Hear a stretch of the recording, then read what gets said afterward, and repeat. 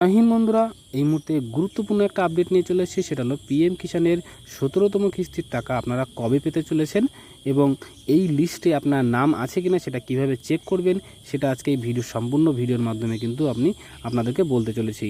তো ভিডিওটা সম্পূর্ণ দেখবেন এবং চ্যানেলে নতুন হলে চ্যানেলটা সাবস্ক্রাইব করবেন। তো বন্ধুরা, আপনারা জানেন যে আমাদের সারা ভারতবর্ষব্যাপী কিন্তু লোকসভার ভোট চলছিল, যার জন্য আপনাদের টাকা কিন্তু খারিফ মৌসুমের টাকা কিন্তু দেওয়ার কথা ছিল। সেজন্য কিন্তু যেহেতু লোকসভা চলছিল তাই টাকা কিন্তু আপনাদের অ্যাকাউন্টে আসেনি। তো যাই হোক, ভোট কিন্তু কমপ্লিট হয়ে গেছে, সরকার গঠনও হয়ে গেছে, যেখানে নরেন্দ্র মোদী তৃতীয়বারের জন্য কিন্তু প্রধানমন্ত্রী কিন্তু হয়েছেন, শপথ বাক্যও কিন্তু তিনি পাঠ করে নিয়েছেন। তো যাই হোক, এবার সমস্ত যেসব কৃষকরা যারা কিনা টাকার জন্য অপেক্ষায় ছিলেন তাদের কিন্তু কপাল কিন্তু খুলে গেল, তাদের কিন্তু টাকা দেওয়ার ডেট কিন্তু চলে এসছে। তো কবে দেবে আপনাদের টাকা সেটাই বলছি। তো বন্ধুরা, আপনাদের টাকা কিন্তু এই মাসেই অর্থাৎ জুন মাসেই কিন্তু আপনাদের টাকা কিন্তু দিয়ে দেবে।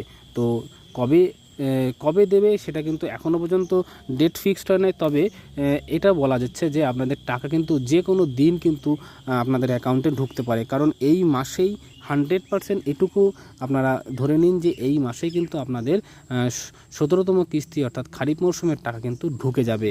আর কিভাবে আপনারা আপনাদের যে নাম লিস্টে আছে কিনা সেটা কীভাবে চেক করবেন, তো সম্পূর্ণ ভিডিওটা দেখতে থাকুন।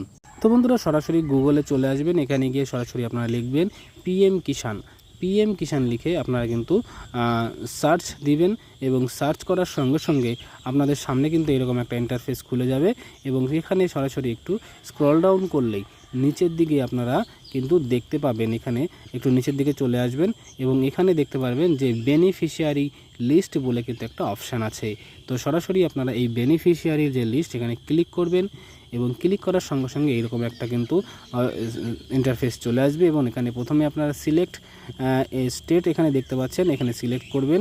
সিলেক্ট স্টেট করে আপনার যে স্টেট থেকে আছেন সেই স্টেটটা কিন্তু সিলেক্ট করে নেবেন। আমি ওয়েস্ট বেঙ্গল তাই সিলেক্ট করে নিলাম এবং ডিস্ট্রিক্টটা সেট করে নেবেন, কোন ডিস্ট্রিক্টে আপনি পড়ছেন সেই ডিস্ট্রিক্টটাও সেট করে নেবেন এবং ডিস্ট্রিক্ট সেট করার পরে আপনি আপনার ব্লকটাও কিন্তু সেট করে নেবেন যে কোন ব্লকের আন্ডারে আপনি পড়ছেন। তো বন্ধুরা, ব্লক সেট করে নেওয়ার পরে আপনার ভিলেজটা সেট করে নেবেন। ব্লক সেট করার পরে সার্চ করলেই দেখতে পাবেন আপনার এইখানে দেখতে পাবেন সমস্ত কৃষকদের নাম কারা কারা আছে এবং তাদের নামগুলো কিন্তু আপনি দেখতে পারবেন যে আপনার গ্রামের কোন কোন কৃষক এই আয়তার মধ্যে পড়ছে। তো সেখানে যদি আপনারও নাম থেকে থাকে তাহলে আপনিও কিন্তু এই পরবর্তী ইনস্টলমেন্টের টাকাটা কিন্তু পেতে চলেছেন।